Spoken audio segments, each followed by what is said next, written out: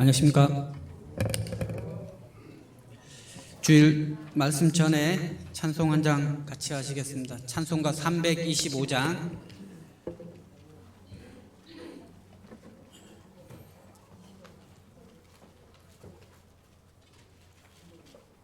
찬송가 325장입니다.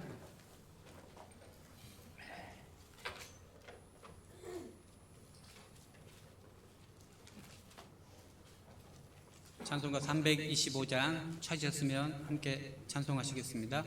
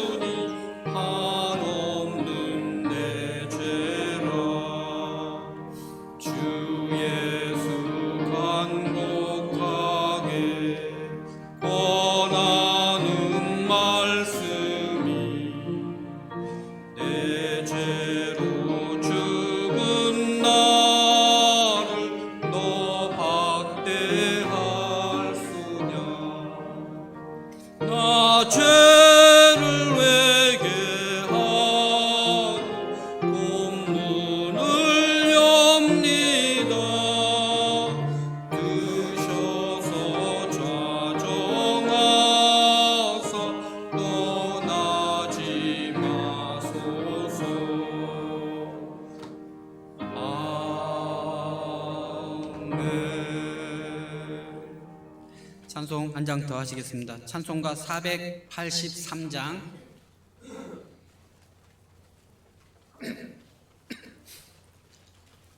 찬송가 483장입니다.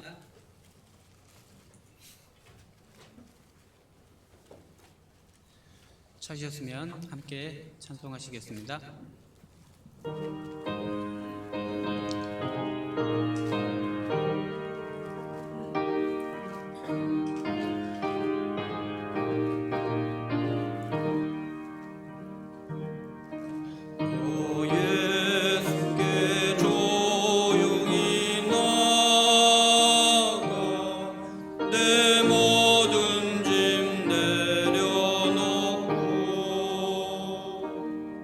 주시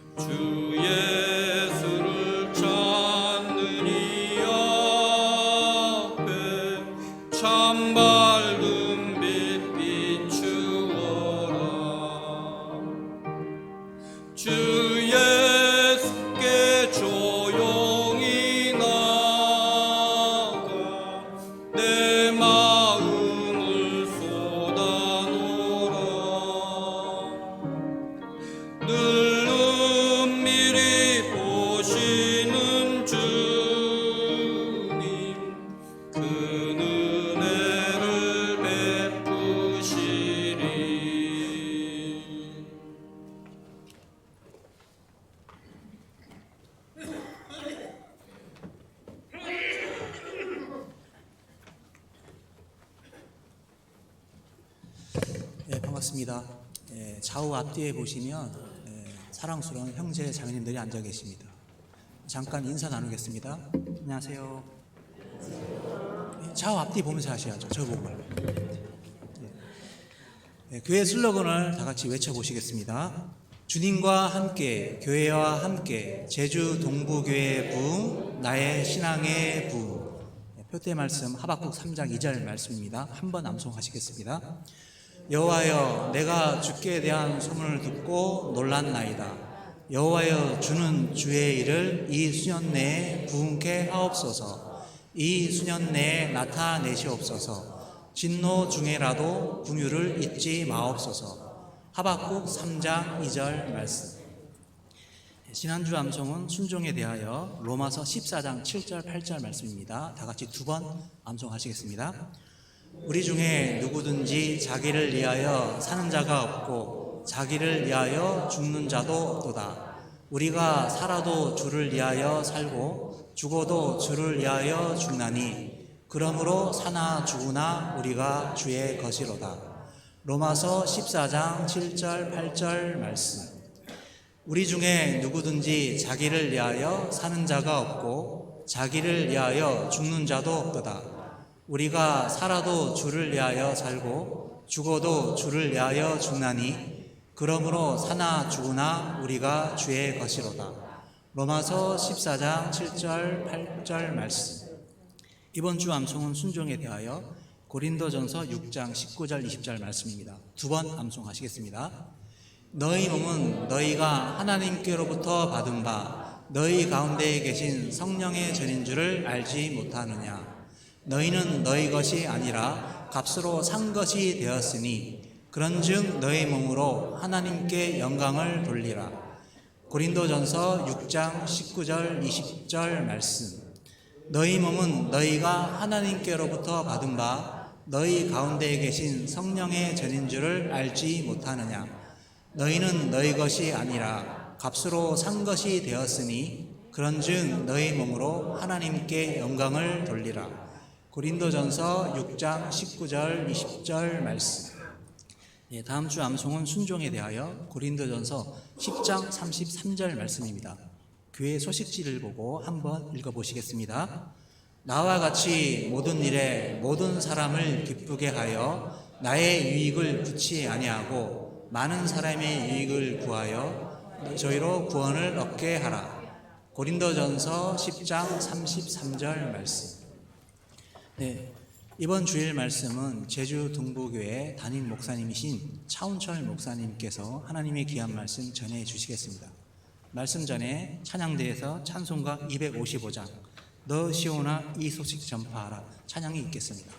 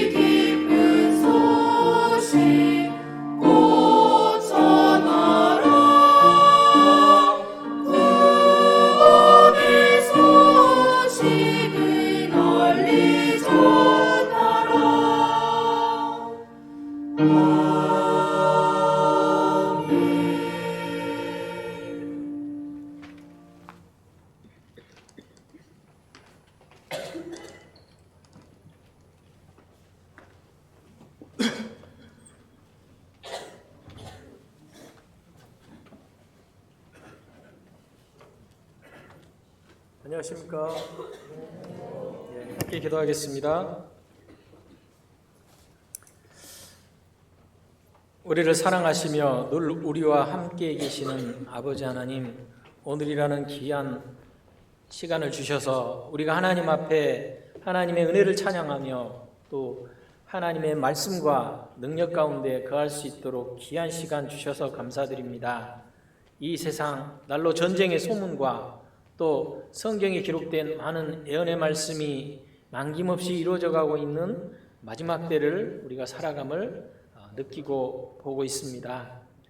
이 험악한 세상 가운데 오직 하나님께서 우리에게 밝은 빛을 주시고 또 하나님의 뜻 가운데 살아가는 귀한 시간을 주셔서 하나님 앞에 영광을 돌려드립니다. 남은 시간 우리가 우리에게 주신 복음 전하는 귀한 기회로 삼고 하나님께만 오직 영광을 돌려드리는 삶을 살 수 있도록 하나님께서 우리 마음을 고쳐주시고 또 친히 선한 길로 인도하여 주시옵소서.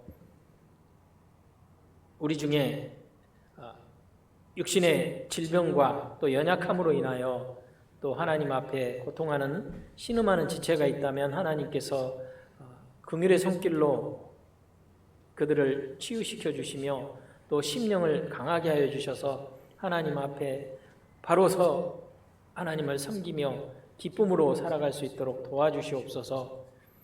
복음 전할 기회가 너무나 짧아졌다는 것을 느낍니다.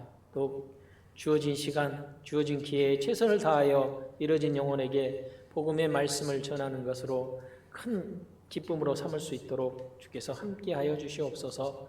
오늘 함께하지 못한 우리 형제 자매들 어디 있든지 하나님께서 그 육신과 심령을 붙들어 주시고 또 강건케 해 주시옵소서. 준비된 말씀 시종 오직 하나님의 손길에 의지합니다. 우리를 사랑하시는 예수님의 이름으로 기도드렸습니다. 아멘. 구약성경 시편 27편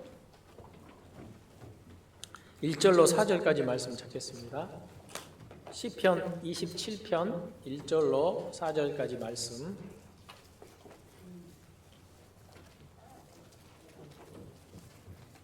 시편 27편 구약성경 819페이지 시편 27편 1절로 4절까지 말씀.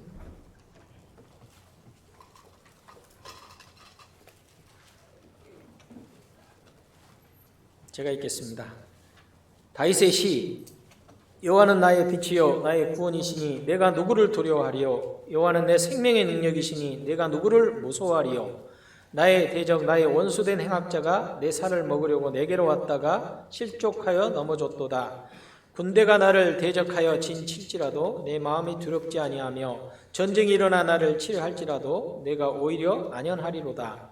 내가 여호와께 청하였던 한 가지 일 곧 그것을 구하리니 곧 나로 내 생전에 여호와의 집에 거하여 여호와의 아름다움을 앙망하며 그 전에서 사모하게 하실 것이라.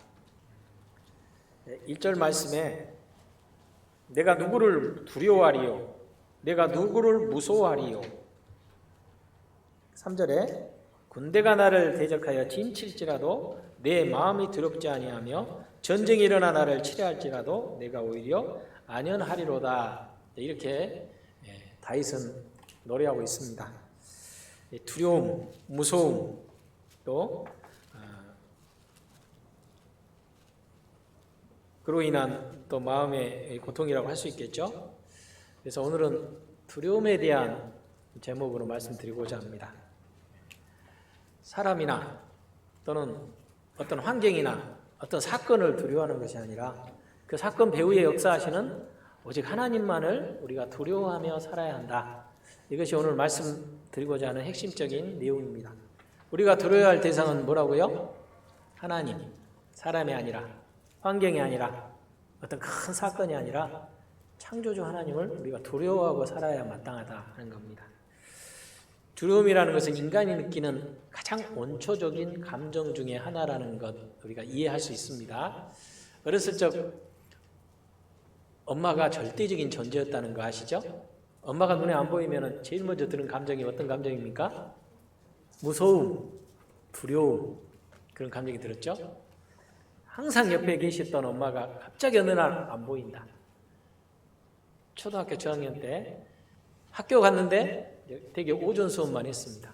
오전 수업만 하고 3교시, 4교시 끝나고 돌아갔더니 항상 계셨던 엄마가 안 보인다. 항상 계셨던 엄마가 안 보이면 어떤 감정이 들까요? 두려움. 엄마를 찾아 처음에는 엄마 하고 부르죠? 아무 인기척이 없어요. 여기 문을 열어보고 부엌도 문 열어보고 화장실도 가보고 근데 엄마가 없어요. 그럼 이제 목소리가 톤이 높아지겠죠? 엄마! 엄마! 엄마! 하다가 나중에는 이제 닭똥만한 눈물이 이제 떨어지면서 문을 열고 나가면서 엄마 하고 온 동네를 그냥 찾아 헤매는데 엄마가 옆집에서 옆집 아주머니랑 같이 이야기하고 있었어요. 그러면 이제 엄마가 뭐시가 하고 나오면서 왜 울어? 그럼 그때 이제 드디어 이제 안도의 숨을 내쉬고 아이고 엄마가 안 보여서 어디 갔었어? 옆집에 있었지. 엄마가 없어진 줄 알았대요. 어렸을 때 다 그런 기억 한두 번은 가지고 있으리라고 생각합니다. 또 커서도 두려움이 없을 줄 알았더니 한 번도 가본 적이 없는 그런 장소에 가면은 두렵더라고요. 여러분 안 그렇습니까? 여러분 한 번도 안 가본 그런 장소 여행하면은 신나고 호기심이 막 발동하고 엔돌핀이 쏟습니까? 전 두렵더라고요. 경치도 좋고 새로운 그 청지인데 이게 뭔가 그냥 외롭고 두렵고 뭔가 누가 막 나를 해칠 것 같고 그런 감정이 드는 것 같습니다. 이게 인간이 가지고 있는 원초적인 어떤 감정이라고 할 수 있는데요. 그런 감정도 느끼고요. 이 세상에 종교도 많고 어떤 철학적인 가르침도 많고 많이 있어요. 자, 우리가 그런 것도 많지만 죽음이란 거 앞에서는 모든 것이 동그라미로 돌아간다는 거 아시죠? 제로 베이스로 갑니다. 죽음 앞에서는 아무것도 도움이 되지 못한다는 사실이에요. 내가 가졌던 배웠던 지식, 내가 쌓아놓던 재물 또는 높은 자리, 그것이 죽음 앞에서 나를 위로해주지 못한다는 겁니다. 그러니까 사람이 딱 죽음 앞에 섰을 때 두려움과 이게 완전히 그냥 어찌할 줄 모르는 그런 감정이 드는 이유가 이 세상에 제일 두려운 것이 있다면 바로 죽음이라고 할 수 있는데 그 죽음이 어디서부터 왔는가 우리가 생각해 보면요 쭉 올라가면 어디서부터 왔느냐? 에덴 동산에서 인간의 대표로 하나님 앞에 시험받았던 아담과 하와에게는 처음에는 두려움이 없었어요. 왜? 창조주 하나님과의 원만한 교제가 있었기 때문이죠. 두려움이 없었습니다. 하나님이 계시니까. 그런데 선악과를 따먹고 하나님의 말씀을 불순종하자 그들에게 온 두 가지 감정이 있었는데 하나는 부끄러운 수치를 발견했어요. 그래서 무화과나무 잎으로 치마를 해봤다고 했죠. 또 한 가지 감정이 어떤 감정일까요? 방금 말했지 않습니까? 두려움.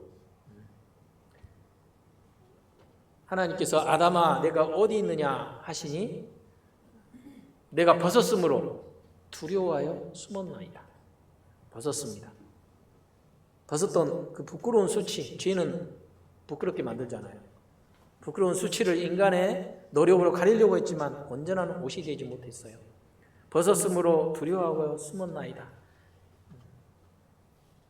두려움은 죄 때문에 온 그런 어떤 감정이라는 사실입니다.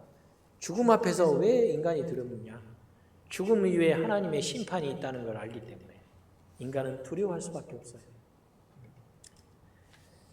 죄로 인해서 수치와 두려움과 또 죽음에 대한 공포, 이 문제가 해결되지 않은 한 인간에게는 진정한 마음의 평안이 없다는 사실이에요.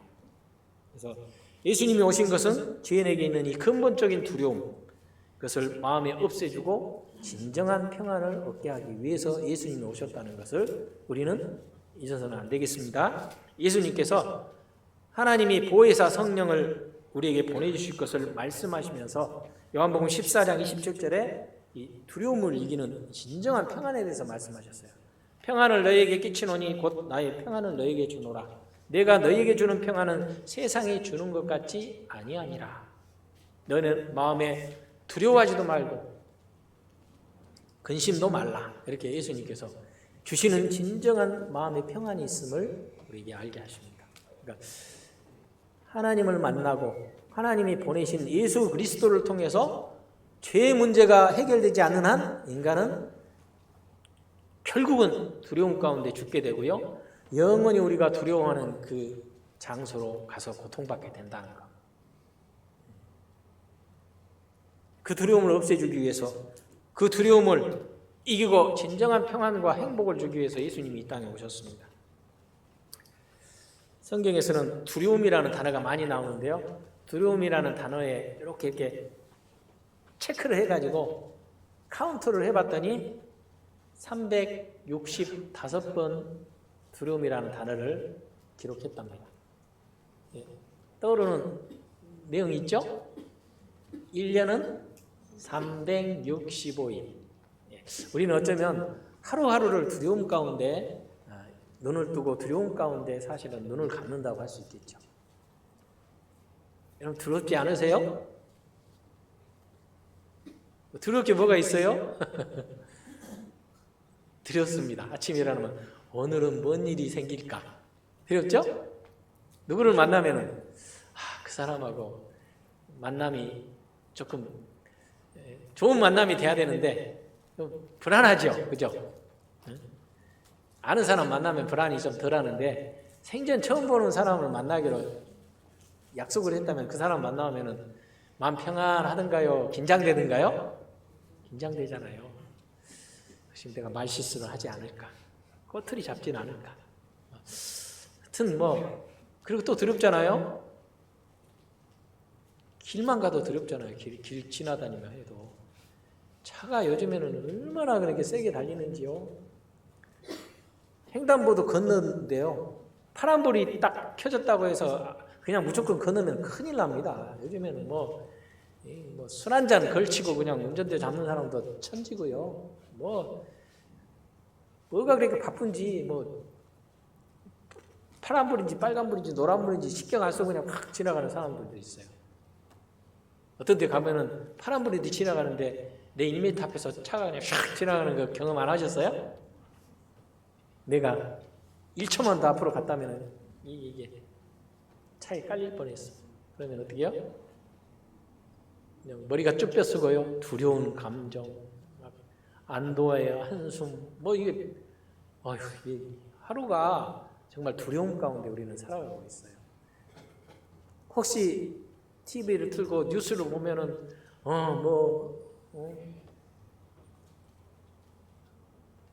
연인 사이였는데 헤어지자고 했다고 해서 사람의 목숨을 빼앗아 가지는 않나, 어쩌지를 않나, 별의별 사건 사고 소식을 접하면서요. 정말 세상 사는 것이 쉽지 않구나.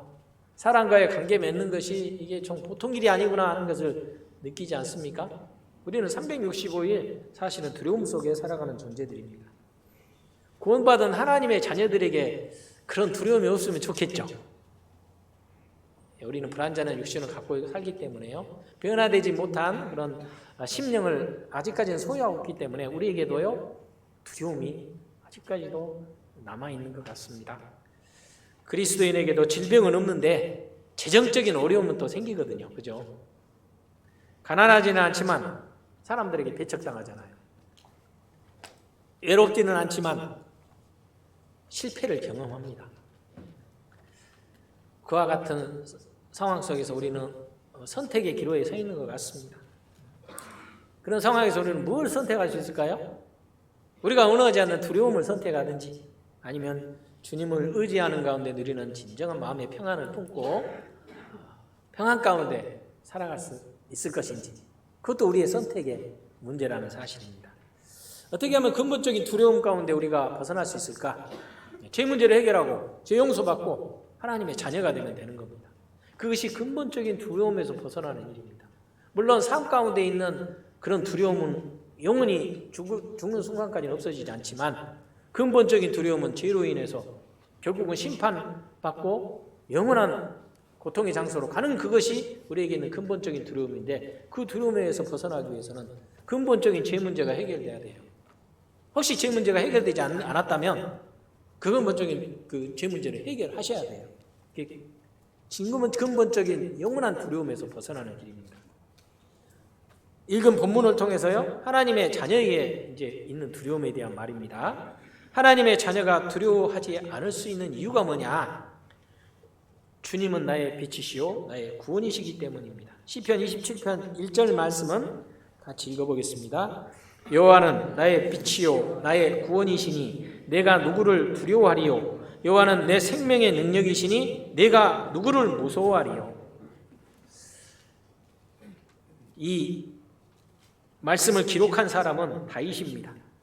본문을 기록한 이 다윗은 평생을 살아가는 가운데 수많은 생명의 유혹과 자신을 배반하는 사람들과 또 아주 복잡한 환경을 통해서 많은 어려움 가운데 살았던 사람입니다. 사무엘을 통해서 왕으로서의 기름 부음을 받았는데 왕이 된 것이 아니라 그는 먼저 왕이 됐던 사울의 그 시기 질투 때문에 평생 동안 많은 시간 동안 사울의 그 위협을 피해서요, 이리 갔다가 저리 갔다가 동굴에 숨었다가 산속으로 야산으로 숨었다가 또 숨을 데도 없으니까 이제 이웃나라 적국인 블레셋 나라에 가가지고 블레셋 왕 앞에 가가지고 있었는데 적국이니까요. 그때 당시 다윗은 블레셋 장수인 골리앗을 물맷돌 하나로 쓰러뜨렸던 그 영웅이었잖아요. 그러니까 그 영웅인 다윗이 자기 나라에 망명 오니까 어떻게 했겠어요? 블레셋 왕의 신하들이 이 다윗 저 죽여야 된다 이렇게 하니까 다윗이 두려움에 그 블레셋 왕 앞에서 미친 채 했습니다. 미친 사람, 미친 척, 미치지 않았는데 미친 척. 왜? 아니 미친 척 안 하면은 이제 거기서 죽게 되는 상황이잖아요. 그렇게까지 했던 사람입니다.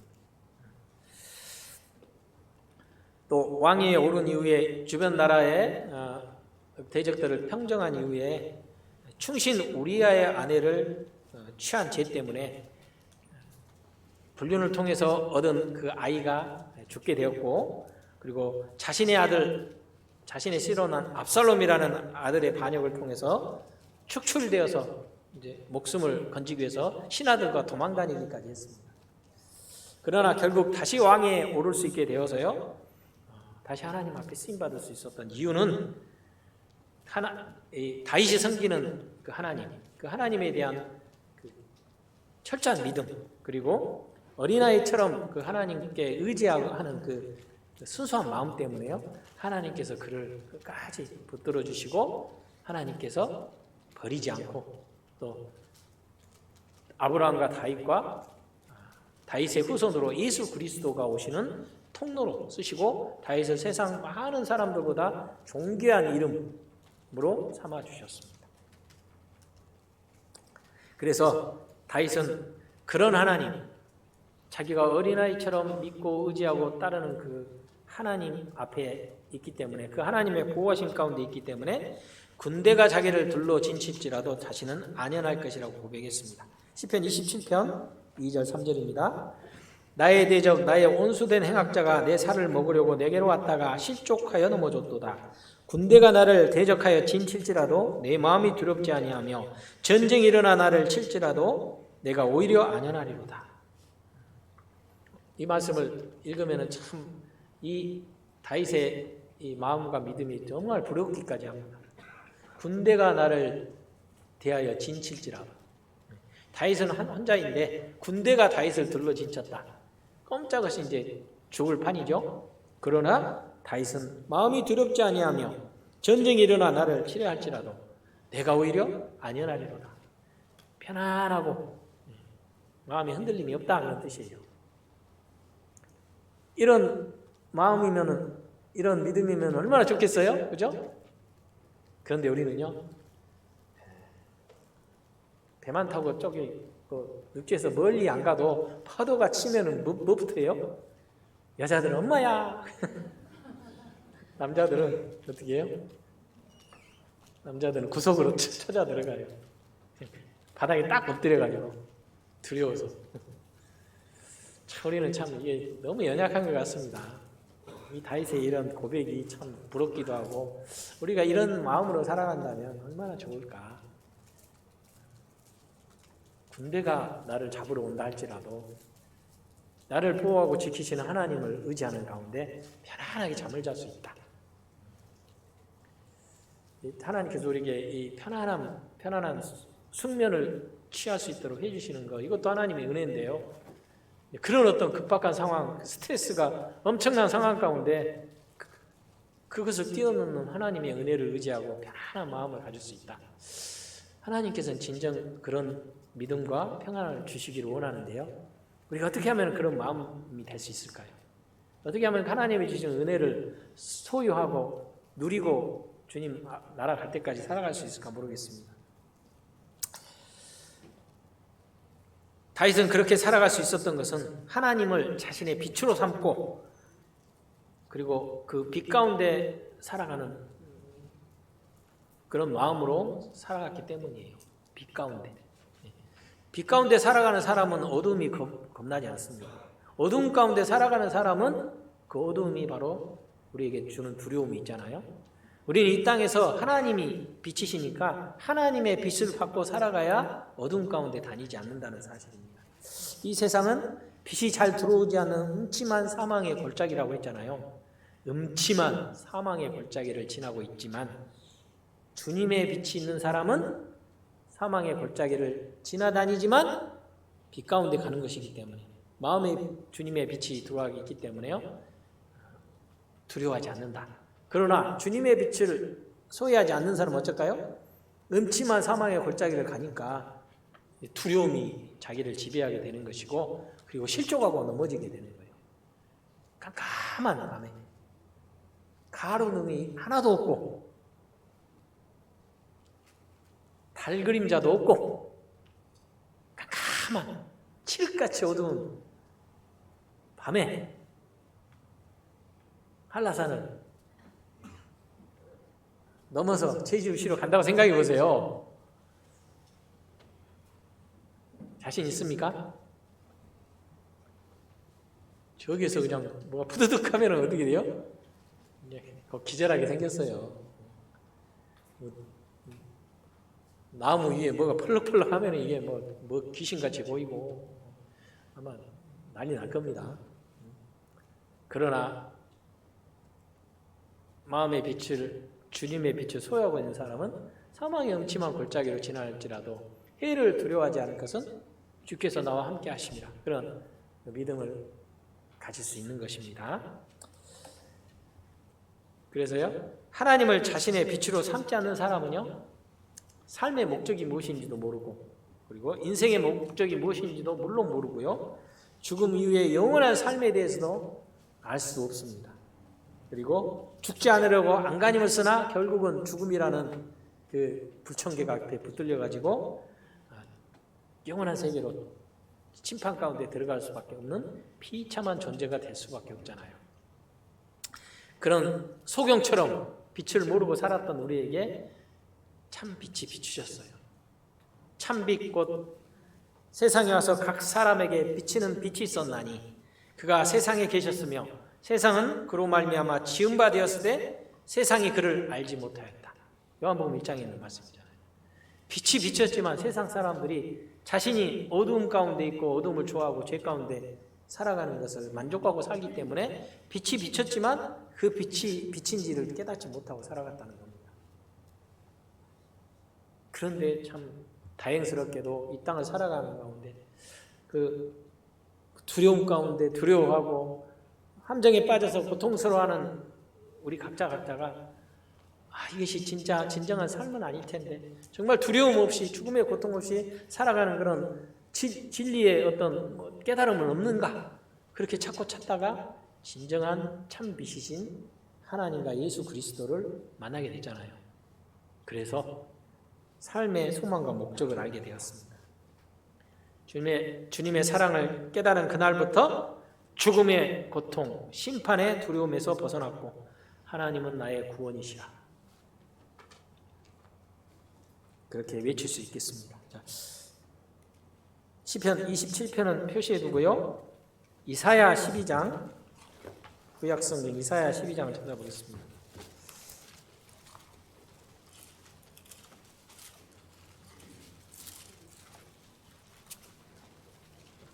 이사야 12장 1절 2절 말씀입니다.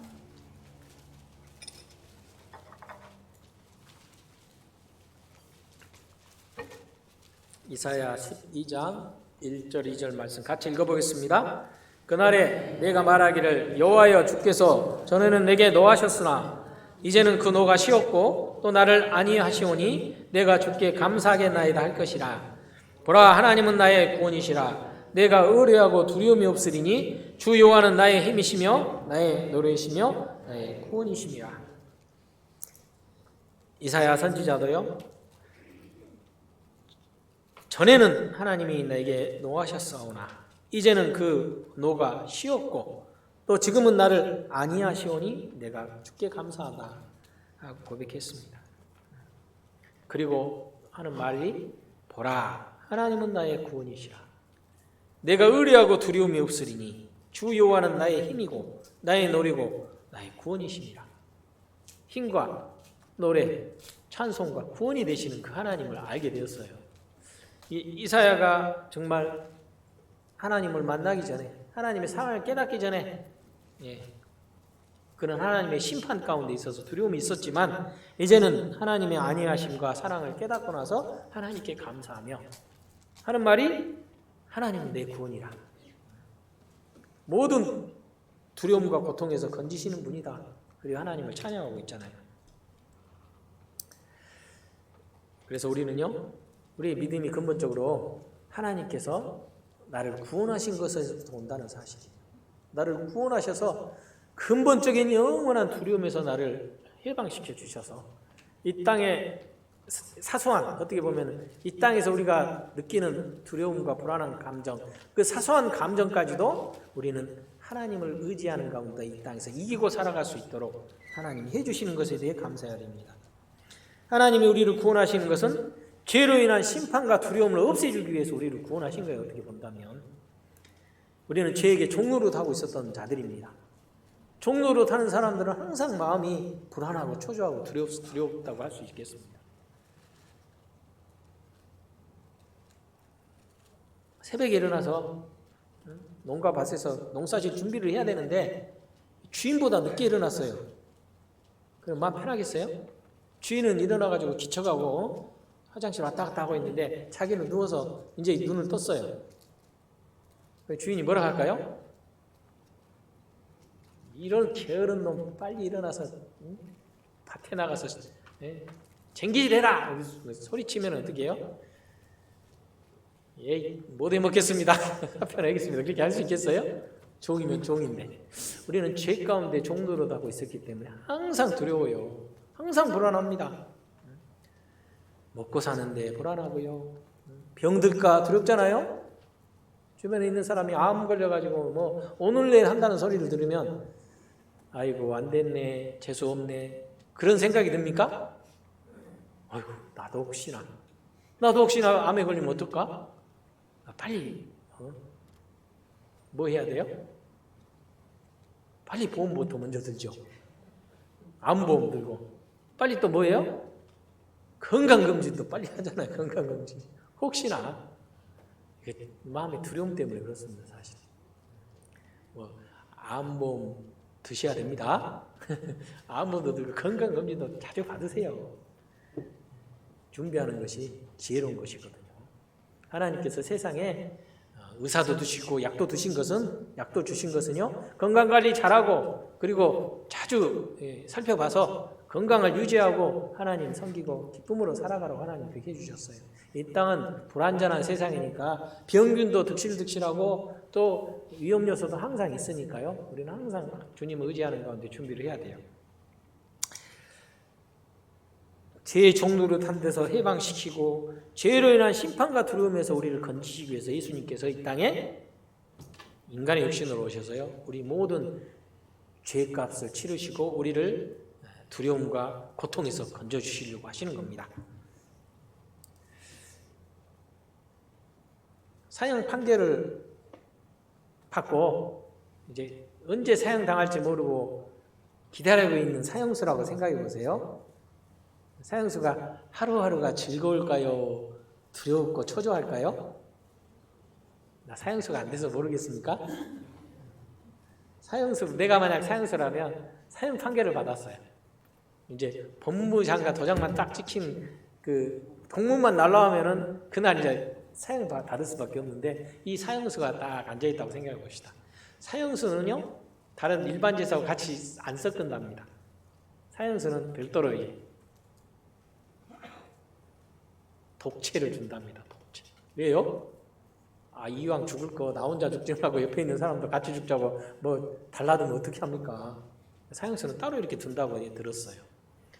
그리고 그냥 꽁보리밥에다가 간장 한 장, 간장에다 김치만 줄까요? 막 갖춰서 줄까요? 안 가봐서 모르겠죠? 요즘에는 잘 준답니다. 근데 사형수인데 어차피 죽을 거, 사형수가 맛있는 정말 세상에서도 이 사회에서도 먹기 힘든 그런 음식을 막 매일 먹는다고 생각해 보세요. 맛있을까요? 별로 맛없을까요? 맛없을 것 같아요. 저 같으면.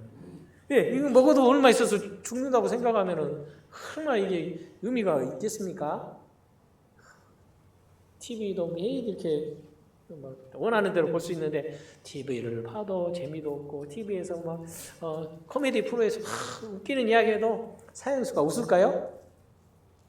몰라요. 잠시 웃을지는 몰라도 생각해 보면은 나 언제 죽을지 모르는데, 교도관 발소리만 들려도 깜짝 놀라고, 새벽에 일어나도 꿈자리도 살았고, 그게 바로 사형수의 마음이잖아요. 어떻게 보면 우리는요, 구원받지 않는 세상 사람들은 사형수와 똑같아요. 사형수. 아침에 일어나면 아이고 오늘 눈 떠서 다행이다. 저녁에 잘 때는 아이고 오늘 하루 무사 아닌 다행이다. 잠자면서도 밤에도 쉬지 못한다고 했습니다. 잠자면서도 뭐예요? 어떤 사람은 탁 머리 대면은 바로 코 고는 사람도 있는데, 어떤 사람은 머리 이쪽 저쪽 뒤척 하면서 뭐합니까? 빚 걱정, 자식 걱정, 직장 걱정, 내일 직장 나가서 뭐 해야 되는데, 별별 걱정 다 하잖아요.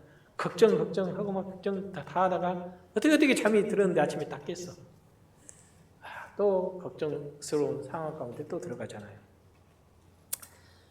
하나님의 자녀에게는 복음을 깨닫고 구원 얻을 때 두려움과 불안에서 해방이 됩니다.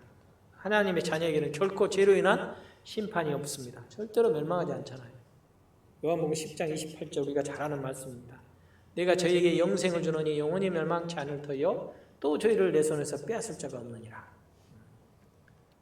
하나님의 손에 다 붙들려 있는 그 사람이 바로 진정한 행복한 사람이잖아요. 나는 행복한 사람입니까? 아니면 아직 그 행복을 경험하지 못했습니까? 반드시 그 행복을 경험하고 또 이 땅의 소소한 두려움 가운데 하나님을 의지하는 가운데요, 기쁨으로 하나님의 은혜를 찬송할 수 있어야 되겠어요. 자, 그러므로요, 하나님의 자녀들에게 있는 이 소소한 이 땅에서의 두려움도 우리가 있는데요, 우리는 그것을 두려워할 것이 아니라 진정 우리가 두려워해야 할 대상이 한 분이 계시는데, 그분은 나를 창조하시고 나를 이 땅에 보내시고 나를 죄악에서 구원하신 그 창조주 하나님을 우리는 사실은 두려워해야 됩니다. 두려워하라고 하셨습니다. 우리는 본능적으로 사람과 환경을 두려워할 수밖에 없는 존재예요. 그것도 인간의 본성인데요, 하나님은 우리 안에 또 새로운 본성을 넣어주셨어요. 그 본성이 뭐냐? 살아계신 하나님을 두려워하는 가운데 그분을 섬기고 또 그분을 의지하는 그 본성을 또 우리에게 넣어주셨어요. 예수님께서 제자들에게 살아계실 때 제자들에게 복음을 전하시면서 이 세상의 집권자들이나 이 세상의 권세 있는 자들이 너희들을 잡아다가 채찍질하고 핍박하고 그렇지만 그렇게 하게 할 것이지만 너희는 두려워하지 마라. 내가 너희와 항상 함께 할 것이다. 그렇게 말씀하셨습니다. 마태복음 10장입니다.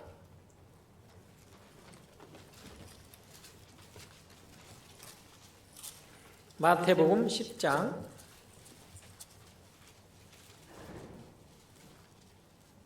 16절로 18절까지 마태복음 10장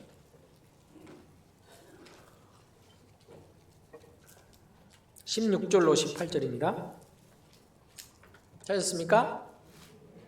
제가 읽겠습니다. 보라 내가 너희를 보냄이 양을 이리 가운데 보냄과 같도다. 그러므로 너희는 뱀같이 지혜롭고 비둘기같이 순결하라. 사람들을 삼가라. 저희가 너희를 공회에 넘겨주겠고 저희 회당에서 채찍질하리라. 또 너희가 나를 인하여 총독들과 임금들 앞에 끌려가리니 이는 저희와 이방인들에게 증거가 되게 하려 하심이라. 같은 장에 있는 24절입니다. 제자가 그 선생보다 또는 종이 그 상전보다 높지 못하나니 제자가 그 선생 같고 종이 그 상전 같으면 족하도다. 집주인을 바알세불이라 하였거든 하물며 그 집 사람들이랴. 그런즉 저희를 두려워하지 말라. 감추인 것이 드러나지 않을 것이 없고 숨은 것이 알려지지 않을 것이 없느니라. 내가 너희에게 어두운 데서 이르는 것을 광명한 데서 말하며 너희가 귓속으로 듣는 것을 집 위에서 전파하라. 28절은 같이 읽겠습니다.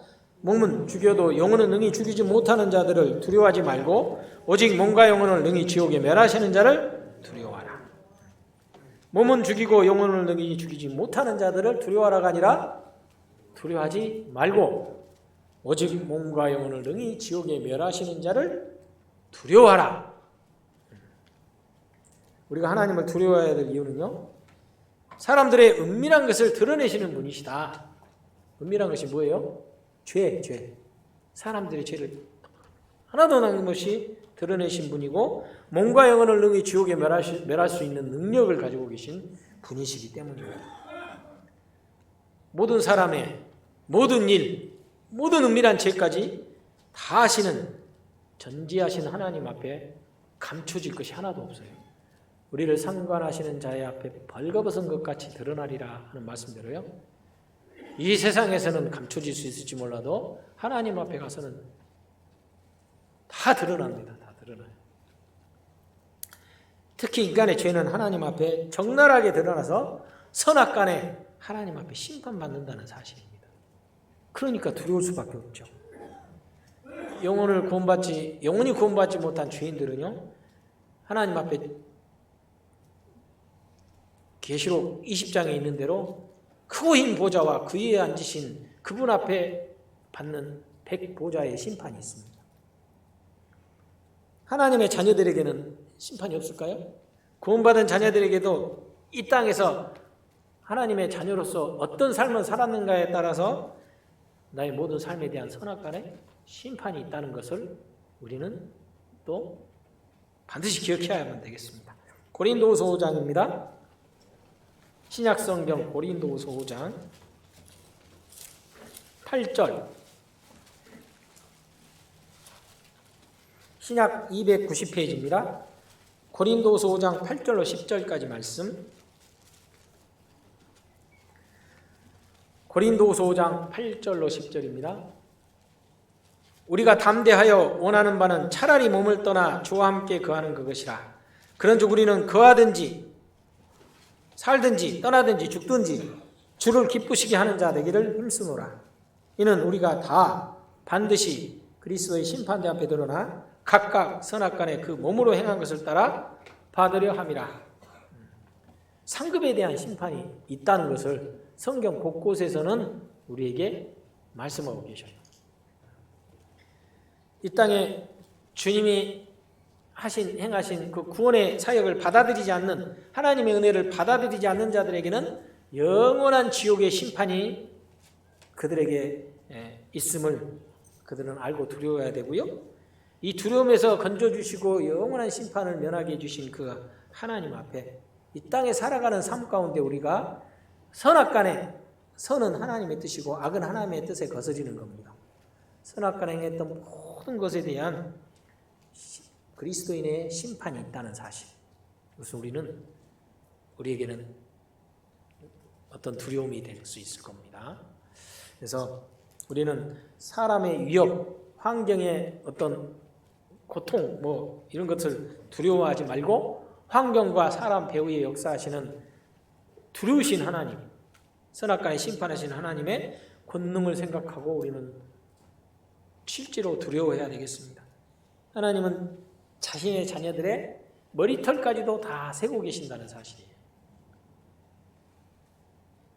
여러분 어제 하루 사시면서 머리카락 몇 개나 빠지신 거 아십니까? 아세요? 알 수 있는 방법이 있어요.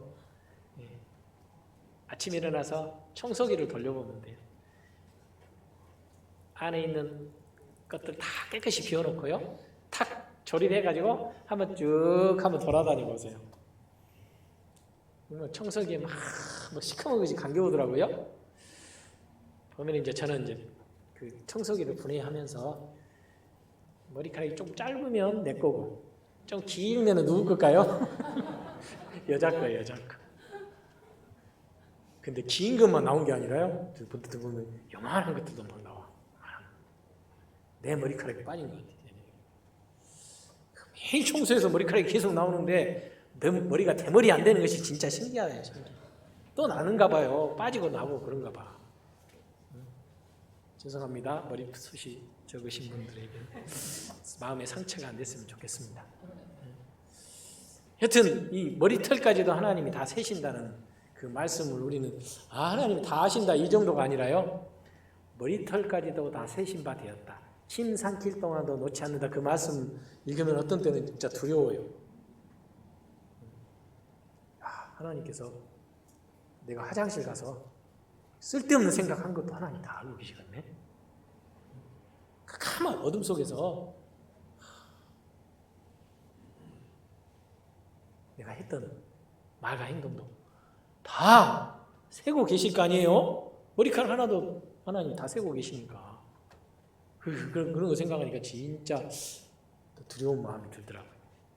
야, 내가 정말 올바른 마음을 갖고 사람이 보나 정말 진실되게 살아야 되겠구나 하는 생각이 들었는데 또 잊어버려 버려요. 참 미안해요. 어떤 때는 두렵고 똑바로 살아야지 이렇게 해놓고 또 하나님이 안 보신 것 같이 생각하고 말하고 행동하는 때가 있잖아요. 그런 생각하면 정말 하나님 앞에 정말 우리는 하나님의 심판대 앞에 가서 정말 부끄러운 상황이 될 수도 있겠구나 그런 생각을 해봅니다. 자녀의 머리털까지도 세신다는 말씀은 마태복음 10장 찾고 계시니까 넘어갔군요. 안 찾아도 되겠습니다. 자, 그래서요 자녀들의 머리털까지도 다 세신 그 하나님.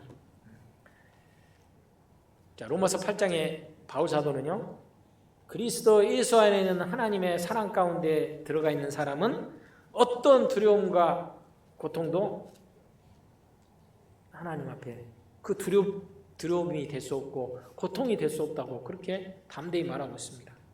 자, 로마서 8장 38절 39절입니다. 신약성경 250페이지 로마서 8장 38절 39절 말씀.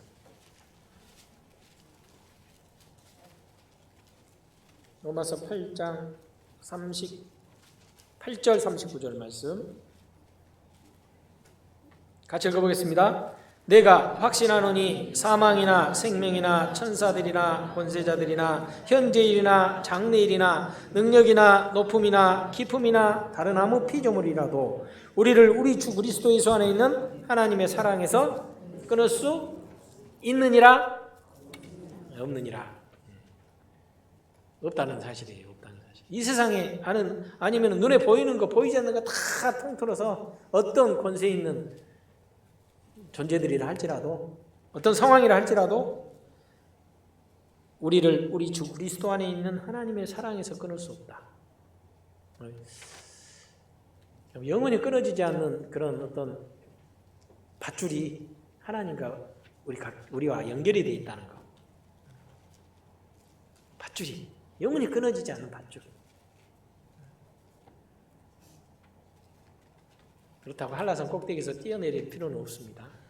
밧줄이 있다고 해서 영원히 끊어지지 않는 하나님과 연결고리가 있다는 것, 우리가 눈에 보이지 않는 그 하나님의 그 보호하심이 있다는 것, 이걸 생각해 본다면 우리 안에 잠재하는 두려움은 있지만 우리가 정말 두려움에서 벗어날 수 있을 것입니다. 우리에게 있는 보이는 사람 또는 불확실한 미래, 또 죽음까지도 이길 수 있는 힘이 어디서 나오느냐? 전능하신 하나님을 두려워하는 두려움에서 나옵니다. 사실은 그분이 나를 지키시고 있는 것뿐만 아니라 그분이 나의 모든 것을 머리털까지 세는 것 같이 다 세시고 있다는 것, 어떤 면에서는 그 사랑에 대한 믿음일 뿐만 아니라 그런 하나님에 대한 두려움이 이제 겹쳐서 우리에게 있는 거예요. 동전의 양면처럼 한 면은 하나님의 사랑과 은혜와 감사가 있고 다른 면에는 뭐가 있을까요? 참새 한 마리도 하나님의 허락 안에 떨어지고 머리털까지도 다 세시는 그런 분, 은밀한 곳에서 이야기했던 것을 지붕 위에서 다 이야기할 수 있는 그분이 있다는 사실 우리는 두 개 다 우리 마음속에 새겨놔야 되겠습니다. 특별히 하나님이 알고 계시는 것이면은 우리가 크게 두려워할 필요가 없는데 하나님은 알고 계실 뿐만 아니라 그것에 대한 판단까지 하시는 분이세요. 알고 있는 것과고요, 알고 있는 것에 대해서 옳고 그르는 판단까지 한다는 것은 그거는 차원이 틀린 거예요. 여러분이 차를 몰고 여기까지 오는데 CCTV를 몇 개나 지나쳤을까요? 몇 개인지도 세보지 않으셨죠? 집 앞에 가면은 여기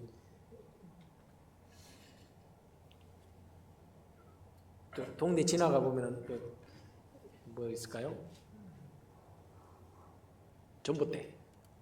전봇대나 길 위에 있는 이렇게 카메라 같은 거 있죠. 저는 카메라를 처음 그거 달렸을 때 저거는 모조품으로 그냥 달아놓은 것 같다고 생각했어요. 왜냐하면 처음 생각했을 때는요, 집에 예전에 비디오 있었잖아요. 비디오 녹화하려면은 비디오 집어넣고 녹화 눌러야 녹화가 되잖아요. 그러면 계속 녹화되다가 시간 지나면 탁 꺼져버려요. 저기 CCTV 달려 있으면 녹화기가 어디 있을 거 아니에요. 녹화기 달려 있으면 그 안에 또 녹음이 쭉 영상이 또 녹화되면은 일정 양이 되면 탁 꺼져버릴 거 아니에요. 그러니까 매일 가가지고 사람이 녹화기에다가 뭐 집어넣고 빼고 그렇게 하겠어요. 귀찮아서. 그러니까 보고 있다는 것만 이렇게 달아놓은 줄 알았는데요. 이게 연결 돼가지고 저기 경찰서 지구대 이게 통합 사령실 거기까지 연결이 되더라고요. 그래가지고 녹화가 된답니다. 거기에 예전에 시사 다큐를 한번 본 적이 있는데 여기 이제 여기는 제주도 그럴 수 있을 것 같습니다.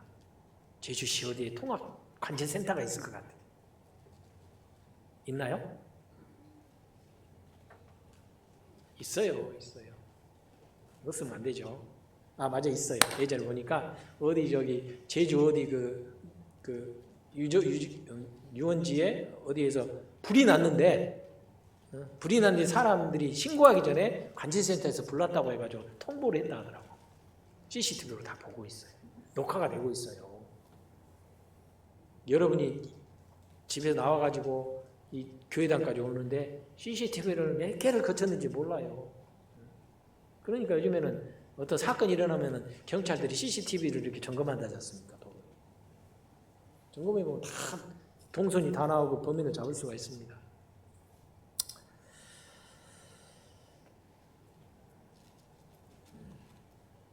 왜 이 이야기를 했는지 다 잊어버렸습니다.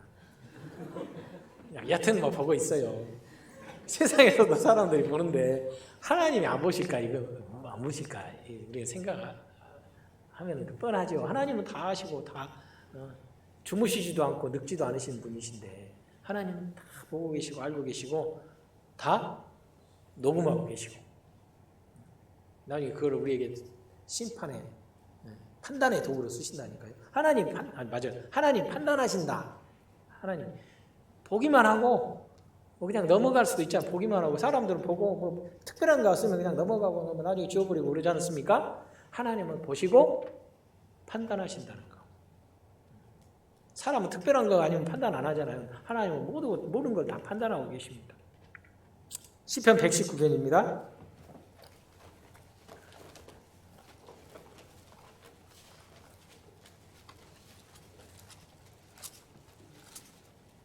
시편 119편 120절.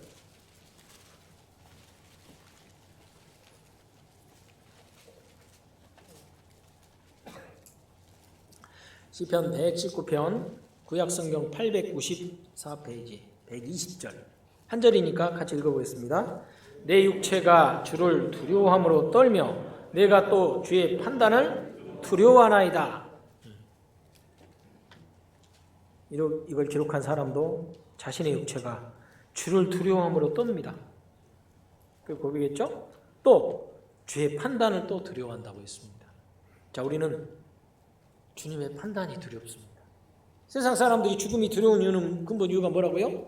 죄로 인해서 죽음 이후에 하나님의 심판대 앞에서 하나님의 판단을 받기 때문에 두렵다. 맞죠? 이 땅에 하나님을 부인하고 하나님 없다고 자기 주먹만 믿고 살아가는 사람이 많다 할지라도 죽음 앞에서 두려워하는 그 이유가 자신이 하나님을 부인하고 복음을 받아들이지 않고 살아갔던 모든 것에 대한 하나님의 공의의 판단이 다가오고 있기 때문에 그들은 죽음 앞에서 그 영혼이 두려워 떠는 겁니다. 한 300년 전에요. 프랑스에서 대표적인 무신론 사상가가 있었는데 볼테르라는 사람이 있습니다. 볼테르. 볼때기를 맞아야 되는 사람이 같아요. 볼테르라는 사람이 있었는데 하나님을 부인하고 하나님의 말씀도 부인하고 살았답니다.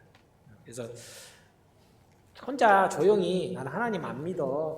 나는 하나님 없다 생각해. 이렇게 살아가는 사람이 있죠. 지금 이 시대에도. 그런데 이 사람은 머리도 좋고 말도 잘하는 사람이어가지고요. 이 사람은 돌아다니면서 사람들 앞에 강의를 하는데 앞으로 100년이 지나면 더 이상 하나님 믿는 사람도 없을 것이고 성경도 쓰레기통에 다 들어갈 것이다. 이런 막 얼토당토 없는 말을 강연회에서 막 하고 다녔어요. 그래서 다른 사람들이 우리 어떤 그냥 별볼이 없는 사람이 나는 하나님 없다고 생각하는데 하나님 있으면 나와봐 이렇게 하면 좀 정신없는 사람이구나. 좀 정신이 이상하네 이렇게 생각할지 모르는데 이 지성인이 머리 좋고 유명한 사람이 앞으로 100년 안에 성경은 다 쓰레기통에 들어가고 하나님 믿는 사람 하나도 없을 것이다 그렇게 말했으니 이게 얼마나 큰일이겠습니까? 공공연하게. 그리고 그 사람 이제 그에 대한 내용에서 이런 내용도 있더라고요. 사람들 앞에서요 이게 하나님 없다 하면서 봐라 내가 이렇게 하나님을 저주해도 하나님이 나 심판하지 않잖냐? 나 멀쩡하다. 그래서 하나님이 없는 것이다. 이랬대요. 이게 참 간이 한 몇 개 붙어 있는 사람 같아요. 내가 이렇게 하나님 욕하지? 하나님이 그래도 나를 벌 안 주는 거 보니까 나 멀쩡하잖아. 그러므로 하나님은 없는 것이다 이렇게 이야기했다니까요. 볼때기 맞아야 되겠죠. 볼테를. 그래서 그런데 이 사람이 이제 말년에 정신분열증이 생겨가지고 10년 가까이를 정신병원에 살았답니다. 말전에 이제 죽기 직전에 이제 정신이 이제 몇 달 동안 돌아와가지고 이 사람이 자기를 이제 치료하는 의사에게 이렇게 부탁했답니다. 의사 선생님, 나한테 6개월만 좀 더 살 수 있게 시간을 좀 주십시오. 6개월만 더 살게 해주십시오. 그렇게 의사한테 부탁했대요. 나를 6개월 더 살게 해주면 내 재산 전부 드리겠소. 그럼 의사도 좀 거짓말하면서 그래요. 6개월 살게 해줄 테니까 재산 좀 주시오 이렇게 하면 되는데 이 의사는 하나님을 두려워하는 사람이었어요. 죄송합니다. 제게는 그럴 만한 능력이 하나도 없습니다. 인간의 생명은 하나님의 손에 달려있는 것입니다. 이제 어쩔 수 없이 당신도 마지막을 준비해야 되겠습니다. 6개월이 아니라 6시간도 못 버틸 수도 있습니다. 그랬더니 이 볼테르가 마지막으로 유명한 말을 남겼답니다. 나는 지금 지옥으로 간다. 그렇게 하고 죽었대요. 하나님이 계시다면 나는 이 세상에서 제일 불쌍한 사람이다. 나는 그 두려운 하나님의 심판 내 앞으로 간다. 나는 지금 지옥에 간다 하고 숨이 끊어졌답니다. 얼마나 두려워하면서요. 발버둥을 치고 죽었는지 몰라요. 볼테르는 영원하신 창조주 하나님, 그분의 두려운 심판대 앞에 서서 심판을 받고 얼마나 고통스러웠을까요? 고통을 당하고 있을까요? 인생은 짧고 유한하잖아요. 우리는 몸과 영혼을 능히 지옥에 멸하시는 그 하나님을 두려워해야 됩니다. 우리도 그 하나님 앞에 판단받을 것을 두려워하고 살아가야 돼요. 형제자매 우리가 사랑해야 되죠. 형제자매를 미워하는 것에 대해서 두려우신 하나님의 심판을 받아야 돼요. 내가 입으로 낸 그 가시돋친 말 한마디가 상처를 주고 시험거리를 제공했다면 그것에 대해서 하나님 앞에 판단받아야 된다는 사실이에요. 사람이 무슨 무익한 말을 하든지 하나님 앞에 심판받으리니 하셨잖아요. 우리가 정말 형제자매를 사랑하는 것은 마음이 아니라 말로도 사랑해야 되고 진실된 행동으로도 사랑해야 되겠습니다. 왜? 그것도 하나님 앞에 판단받을 것이기 때문에. 하나님 앞에 우리의 그 판단이 누구나 다 하나님의 심판 앞에 서서 로마서 14장에 있듯이 내가 살았노니 모든 무릎이 내 앞에 꿇을 것이요 모든 혀가 하나님께 자백하리라 하였느니라. 이러므로 우리 각인이 자기를 하나님께 직고하리라. 그 하나님의 심판대 앞에서 일어날 일입니다. 어떤 사람은 구원받고 천국에 가면 됐지 뭘 또 우리가 뭐 더 복잡하게 살 필요 있겠느냐. 이제 구원받으면 되지 않았냐? 이제 마음 편하게 좀 살면 되지 않겠냐? 그 사람은요. 하나님 말씀에 순종해서 살아가는 것에 대해서 하나님의 판단이 있다는 것에 대해서 아주 가볍게 생각하는 사람이에요. 교회만 일요일 날 잠깐 나갔다가 말씀 듣고 오면 되지 뭘 하라가고 어디 또 가라가고 뭘 또 더 하란 말이냐. 일요일만 나와서 그냥 주일만 지키면 되지. 그 사람은 하나하나로 2개, 3개는 모르는 사람이에요. 두려우신 하나님의 우리를 이 땅에 구원 얻게 하고 이 땅에 두신 이유가 이같이 큰 구원인데 그 구원이 영혼의 구원이지만 그 영혼의 구원을 받은 사람이 영혼 구원 받아서 데려가시면 되잖아요.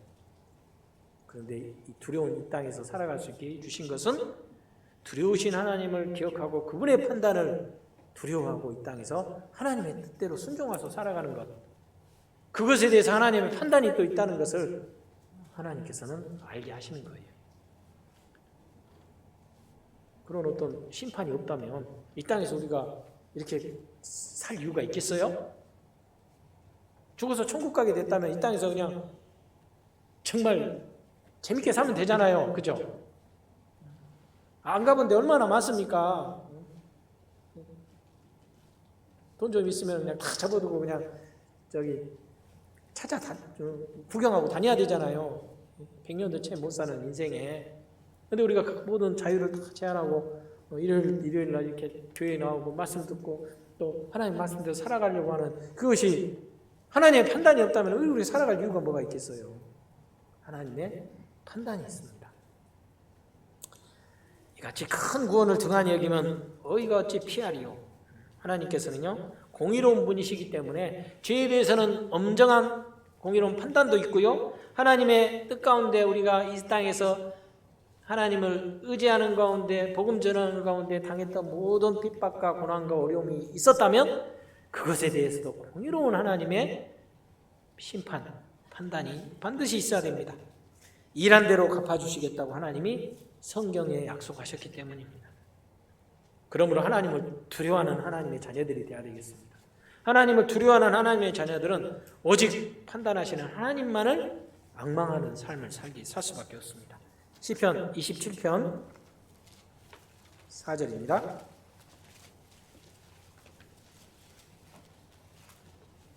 시편 27편 4절 말씀 표시를 해 두셨습니까? 시편 27편 4절.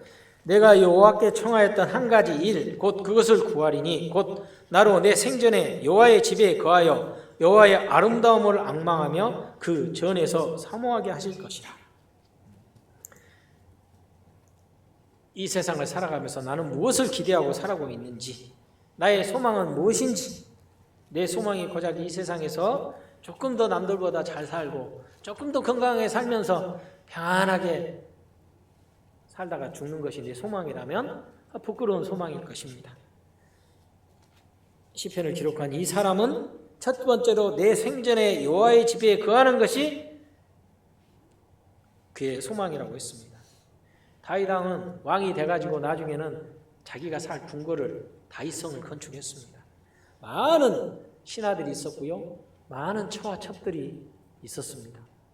그러나 그는 그 모든 것, 그거보다 자신의 참된 소망은 여호와의 집에 거하는 것이 그의 참된 소망이라고 말하고 있지 않습니까? 하나님이 임재하시는 곳, 하나님의 자비와 속죄의 은혜가 베풀어지는 곳이 어디예요? 하나님의 성전이잖아요. 오늘날에는 예수님이 머리로 계시는 몸된 교회가 바로 하나님이 거하시는 곳, 여호와의 집입니다. 그 아름다움을 앙망한다고 했어요. 여호와의 집은 아름다운 집이에요. 아름다운 곳이에요. 왜? 영원히 아름답고 거룩하신 하나님이 계시기 때문입니다. 그곳이 바로 교회입니다. 여러분, 이 땅에 살아가는 가운데 그 하나님이 거하시는 교회를 앙망하고 사셔요? 앙망합니까? 그 전에서 사모하고 있습니까? 그런데 지난주에는 안 나오셨어요.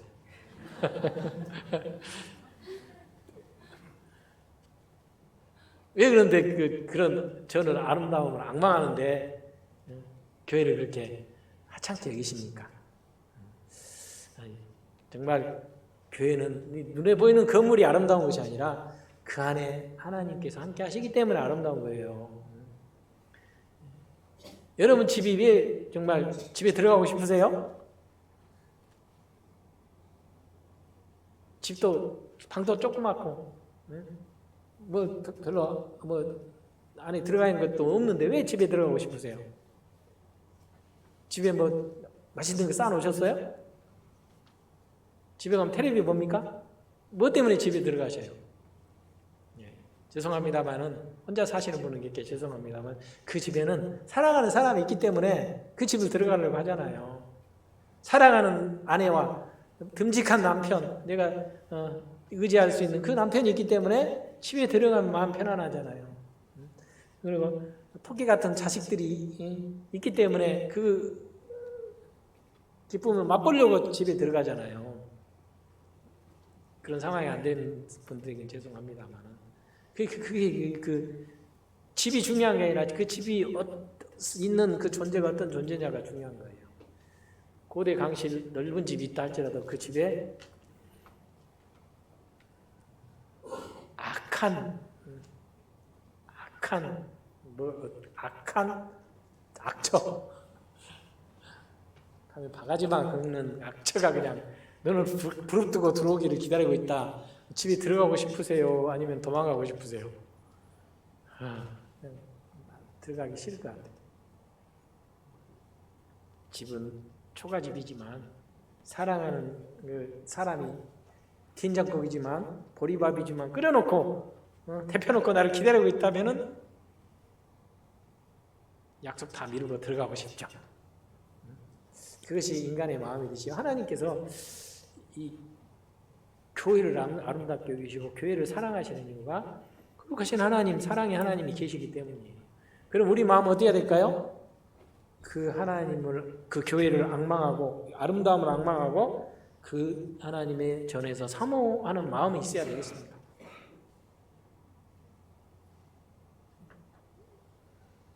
특별한 일이 없으면 일요일 날 나가야 되겠습니까? 나가야 되겠죠. 하나님이 계시기 때문에, 하나님의 사랑이 함께하기 때문에.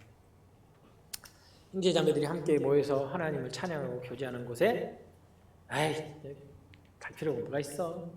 일요일만 가면 되지. 그렇게 생각하지 말고요. 그곳에 하나님이 계시고 하나님의 은혜가 있다는 거, 아름다움이 있다는 걸 생각하면 사모하고 참여해야 되겠습니다. 우리 마음이 그렇게 돼야 되는 것이 맞지 않겠어요? 부담감을 갖고 가기보다는, 부담감을 갖고 형제자매와 함께하기보다는 정말 기쁜 마음으로 내가 혹시 맛있는 음식을 준비한 이것이 형제자매들에게 학기 그냥 대접하는 것이 아니라 정말 그 형제자매들 그 마음속에 있는 그 예수님, 하나님이 이에 오는 거 아니겠어요? 그들에게 정말 기쁜 마음으로 정성을 다해서 대접하는 것은 하나님을 대접하는 것이고 예수님을 영접하는 거 아니겠어요? 하나님이 그렇게 보신다고 하셨습니다.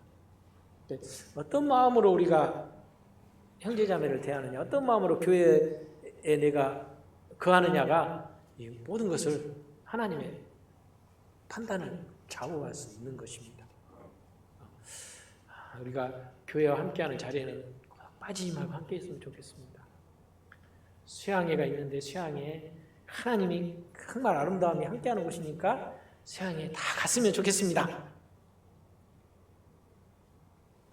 반응이 없어서 다 참여해서요. 나만 가지 말고 이 아름다움을 느끼고 구원 얻을 수 있는 그 사랑하는 내 육신의 그 관계자들을 손잡고 끌고 가가지고 한 말씀을 드리면 그 사람도 하나님의 아름다움을 경험하게 되잖아요. 구원받게 됩니다.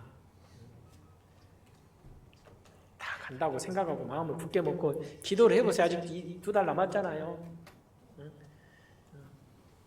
가는 금액이 부담스러우면은요, 조용히 구역장한테 쿡쿡 찌르면서 이렇게 말씀하세요. 그러면 알아서 다 대줄 거예요. 그렇죠? 이선생님 구역장이십니다. 봉사장 그렇게 하죠? 예, 그렇게 한답니다. 부담 되시면 봉사장 그 옆구리 쿡쿡 찌르면서 알아서 좀 해줘. 이렇게 하면은 알아서 표도 끊고 다 해주실 거예요. 아니면은 저한테 이야기하셔도 됩니다. 우리가 함께 가서 아름다움을 경험했으면 좋겠습니다. 생전에 여호와의 집에 거하는 것이고, 둘째로 여호와의 아름다움을 앙망하며 사모하는 것이라 했습니다. 앙망이라는 단어의 뜻이 기다리다, 기대하다, 바라다, 소망하다는 의미를 담고 있답니다. 여호와의 집에는 아름다움이 충만합니다. 아름다움으로 이제 번역된 이 말이 노함이라는 단어인데요. 이것이 은총, 기쁨이랍니다. 하나님의 아름다움은 하나님의 은총과 하나님을 위한 기쁨을 말하는 거죠. 교회 안에는 하나님의 아름다움이 있어요. 하나님의 은총과 주시는 기쁨이 있어요. 그것을 사모한다는 겁니다. 하나님의 집인 교회에서 하나님께서 함께 하시는 가운데 있는 은총과 기쁨, 그리고 구원의 역사를 앙망하고 기뻐하고 사모하는 자들이 되어야 되겠습니다. 그리고 하나님의 은혜와 은총을 느끼고 기뻐할 뿐만 아니라 우리 스스로도 적극적으로 하나님을 찾고 하나님의 도우심을 구하는 자들이 되어야 되겠습니다. 시편 27편 7절입니다. 7절로 9절까지 말씀. 시편 27편 7절로 9절까지 말씀입니다. 7절입니다. 여호와여, 내가 소리로 부르짖을 때 들으시고 또한 나를 긍휼히 여기사 응답하소서. 너희는 내 얼굴을 찾으라 하실 때에 내 마음이 주께 말하되, 여호와여, 내가 주의 얼굴을 찾으리이다 하였나이다. 주의 얼굴을 내게 숨기지 마시고 주의 종을 놓아여 버리지 마소서. 주는 나의 도움이 되셨나이다. 나의 구원의 하나님이시여, 나를 버리지 말고 떠나지 마옵소서. 이 사람도 지금 이 시편을 기록한 다윗도 하나님의 전을 사모하고 앙망할 뿐만 아니라 두려움이 한 가지 있었어요. 왜? 내가 혹시 주님의 얼굴을 찾는데 주님이 나를 안 만나 주시지는 않을까? 주의 얼굴을 내게서 숨기지는 않으실까? 그게 두려웠다는 겁니다. 아니, 집에 갔는데 엄마가 기쁜 마음으로, 또 아내가 기쁜 얼굴로 나를 맞이해 주면 되는데 아내가 집을 나가버렸네? 어머님이 연락도 않고 다른 데로 가버리셨네? 그러면 집에 들어갔던 아이는, 집을 찾아 들어간 남편은 어떻게 되겠습니까? 그때부터 이제 마음에 어둠이 들어오게 되는 겁니다. 아, 어제 내가 한 말에 상처를 받아서 친정으로 가버렸나? 아, 엄마가 갑자기 뭔 일 있나? 얼마나 두렵겠어요. 다윗은 그런 어린이와 같은, 그런 남자와 같은 마음이었다는 거예요. 하나님의 얼굴을 숨길 때가 있다는 겁니다. 하나님은 항상 우리에게 자신의 빛을 비추기 원하는데요, 하나님의 얼굴을 숨길 때가 있어요. 언제 얼굴을 숨길까요, 하나님께서? 이런 의미로 본다면 하나님의 얼굴을 숨기는 것은 뭐냐? 인간적인 표현으로 보면은 하나님이 삐질 때. 여러분, 삐지면 어떻게 해요? 눈 안 마주치려고 하죠. 삐지면은 눈가를 아래로 깔고 말이 툭툭거려. 밥 좀 주지?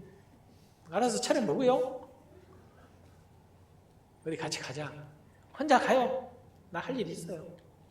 그럼 이게 일이 있어요, 삐진 거예요? 삐졌어. 나 오늘 다른 데 갈 일 있으니까 혼자 밥해 먹어요 하고 가버려. 진짜 화난 거죠?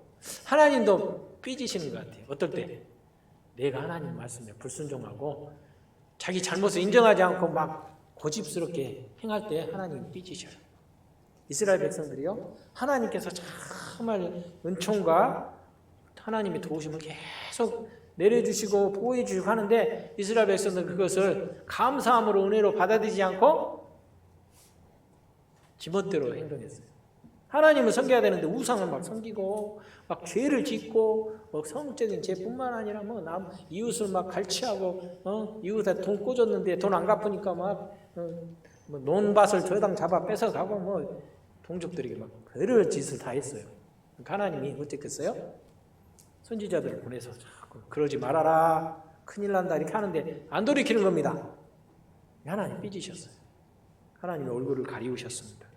하나님은 범죄할 때 얼굴을 가리십니다. 신명기 31장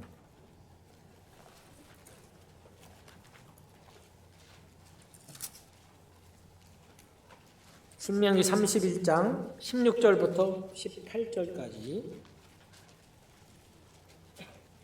구약성경 311쪽입니다. 신명기 31장 16절로 18절까지. 여호와께서 모세에게 이르시되 너는 너의 열조와 함께 자려니와 이 백성은 들어가 그할 그 땅에서 일어나서 이방 신들을 음란히 쫓아 나를 버리며 내가 그들과 세운 언약을 어길 것이라. 그때 내가 그들에게 진노하여 그들을 버리며 내 얼굴을 숨겨 그들에게 보이지 않게 할 것인즉 그들이 삼킴을 당하여 허다한 재앙과 환란이 그들에게 임할 그때 그들이 말하기를 이 재앙이 우리에게 임함은 우리 하나님이 우리 중에 계시지 않은 까닭이 아니요 할 것이라. 18절 같이 읽겠습니다. 그들이 돌이켜 다른 신을 쫓는 모든 악행을 인하여 내가 그때 반드시 내 얼굴을 숨기리라. 하나님이 삐지신 거예요. 삐지신 거. 사람이 삐지면 달리기라도 하죠. 내가 잘못했다고 한 번만 봐달라고. 부부지간에 그럴 수도 있는 거지 이렇게 대충 얼렁뚱땅 넘어가는데, 하나님은 사람이 아니잖아요. 하나님은요 대충 무마시키지 않으십니다. 하나님이 삐지면 삐진 이유가 있어요. 하나님이 얼굴을 숨기시면 숨긴 이유가 있겠죠. 반드시 그것을 찾아내서 버리고 처리를 해야 돼요. 그거 처리 안 하면 하나님은 그 얼굴을 숨기시는 기간이 길어질 수도 있어요. 여러분, 해가 항상 일주일 내내 쨍쨍이 아니죠? 어제도 비가 왔잖아요. 비가 많이 왔잖아요. 해가 안 뜨는 시간도 있는 겁니다. 하루 종일 해가 안 비칠 때도 있어요. 그럼 우리 어떤 생각입니까? 지금은 비가 오고 지금은 먹구름인데 시간 지나면 내일은 또 인터넷 보면은 핸드폰 보면은 일주일 한 달 일기예보 나오지 않습니까? 이틀 지나면은 쨍쨍이네. 이제 비 개겠구나 그렇게 생각하잖아요. 일기는 그렇게 왔다 갔다 하는데요. 하나님은 문제가 해결되지 않으면 하나님은 계속 얼굴을 숨기고 계셔요. 하나님은 햇빛이라고 생각해 보세요. 해가 계속 이 지구를 향해서 태양은 계속 따뜻한 온기를 펼쳐주는데 이 지구는 어떤 곳에는 쨍쨍한데 어떤 곳에는요 먹구름이 끼어서 해가 아래로 도달하지 못하잖아요. 그 먹구름이 죄라고 생각해 보세요. 하나님 앞에 내가 해결하지 못한 것이 있다고 생각해 보세요. 그러면 하나님은 계속 햇빛을 비추는데 내가 그것을 막고 있는 겁니다. 우산 쓰고 있는 거예요, 한마디로. 시커먼 우산. 어떻게 해야 되겠습니까? 구름을 걷어내야 돼요. 시커먼 우산을 걷어야 되겠죠. 그것이 되지 않으면 계속 얼굴은 숨겨지는 겁니다. 내가 하나님의 그 은혜와 은총, 그것을 내 스스로가 막고 있는 것은 아닌지, 내 삶 가운데 죄 때문에, 불순종한 잘못된 생각이나 행동 때문에 그걸 우리가 살펴보고요, 하나님 앞에 정리하고 회개하는 우리의 태도가 필요하겠습니다. 그리고 하나님의 얼굴을 적극적으로 구해야 됩니다. 하나님을 뵙기를 철저히 구해야 돼요. 한마디로 하나님의 얼굴을 구한다는 것은 하나님의 은혜와 도우심을 간절히 구하는 겁니다. 시편 42편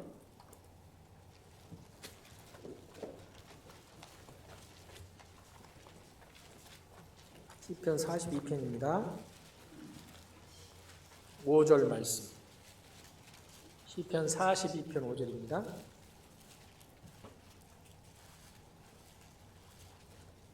시편 42편 832페이지 5절 말씀 같이 읽겠습니다. 내 영혼아 내가 어찌하여 낭망하며 어찌하여 내 속에서 불안하여 하는고 너는 하나님을 바라라. 그 얼굴의 도우심을 인하여 내가 오히려 찬송하리로다. 하나님을 바라라. 그 얼굴의 도우심을 인하여 하나님을 바라는 마음. 하나님을 바란다는 것은 하나님을 만나 뵙고자 간절히 원하는 마음이라는 뜻입니다. 교회에 나와서 하나님 말씀 듣기를 간절히 원하셔야 되겠어요. 모임에 참석해서 함께 성도들 서로 기도를 나누고 서로 사랑하는 그 시간에 정말 함께하고 내가 같이 기도하고 또 하기를 바라야 되겠습니다. 또 복음을 전하는 그 일에 나 몰라라 할 것이 아니라 정말 기도로 함께하고 함께 희생하고 함께 돕는 것을 바라야 돼요. 그게 하나님의 도우심을 바라는 겁니다. 그리고요, 어떤 상황에 오더라도 우리는 담대함을 가질 수 있어야 되겠습니다. 그래야 두려움에서 벗어날 수 있는 겁니다. 시편 27편 본문 다시 보겠습니다.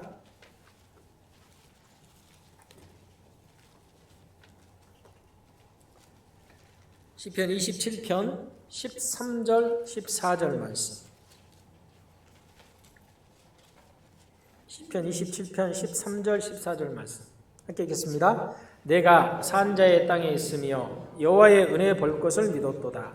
너는 여호와를 바랄지어다. 강하고 담대하며 여호와를 바랄지어다. 내가 산자의 땅에 있으며. 저 따라해 보세요.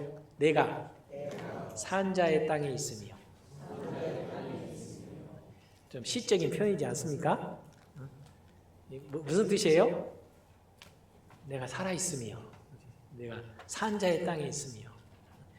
이 말의 반대말은 뭘까요? 내가 죽은 자의 땅에 있으며. 저승에 있다는 뜻이죠. 저승. 내가 산자의 땅에 있으며. 이 말 뭐예요? 이 세상에 내가 살아가고 있으며 그런 뜻이에요. 내가 산자의 땅에 있으며. 산자의 땅에 있는 이유가 뭐예요? 여호와의 은혜 볼 것을 믿었도다 했습니다. 이 땅에서는 우리가 여호와의 은혜를 우리가 보는 겁니다. 여호와의 은혜. 이 땅에서 여호와의 은혜를 보고 영원한 죽은 자의 땅이 있다기 좀 그러는데 죽음 이후의 세계, 영원한 세계에서는 영원한 하나님의 은혜 속에 들어가는 거예요. 영원한 은혜 속에 들어갈 사람은 이 땅에서 산자의 땅에서 하나님의 은혜를 보는 것입니다. 하나님의 은혜는 어디서 볼까요? 하나님이 계시는 곳에서 보잖아요. 하나님이 역사하시는 곳에 내가 있고 하나님의 전에 내가 함께하고 있을 때 하나님의 은혜를 볼 수 있다는 사실입니다. 그 사람은 여호와를 바라야 됩니다. 너는 여호와를 바랄지어다. 강하고 담대하여 여호와를 바랄지어다. 우리의 마음은 정말 하나님의 은혜를 사모하고 하나님의 은혜가 함께하는 교회를 사랑하고 형제자매와 함께하는 것을 기쁘게 여기고 하나님의 은혜 가운데 복음 전하는 것을 정말 기쁜 마음으로 함께하고 희생하고 헌신하고 하는 것에 우리는요 두려워하지 않고 기쁘게 할 수 있어야 되겠습니다. 그것이 바로 영원한 두려움을 없애주신 그 하나님 앞에 우리가 정말 기쁨으로 살아가는 모습이라고 할 수 있겠습니다. 하나님께서는 주님을 두려워하는 자들을 위해서 쌓아두신 은혜가 있다고 했습니다. 시편 31편에 주를 두려워하는 자를 위하여 쌓아두신 은혜, 곧 인생 앞에서 주께 피하는 자를 위하여 베푸신 은혜가 어찌 그리 큰지요. 시편 31편 19절 말씀이고 20절 말씀은 그 주님을 두려워하신 자를 위해서 베푸신 은혜는 무엇이라는 사실을 20절에는 말씀하고 있습니다.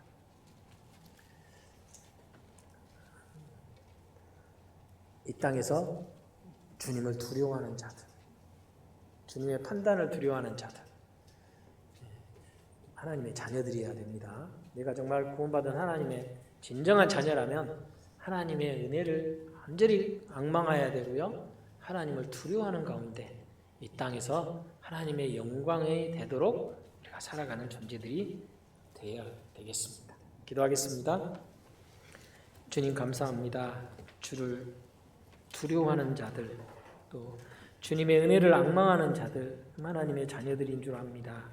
내가 주님의 두려우심을 알므로 더욱 주님 앞에 이 땅에서의 삶이 주님의 뜻을 이루기 위해서 주님의 선한 뜻 가운데 살아가는 삶이 되기 원합니다. 육신을 쫓아 육신대로 살 것이 아니라 성령을 쫓아 살아가는 가운데 주께 영광이 될 수 있도록 도와주시옵소서. 이후의 삶도 오직 하나님의 뜻과 은혜의 손길에 부탁드립니다. 우리를 사랑하시는 예수님의 이름으로 기도합니다. 은혜 찬송 160장 하겠습니다.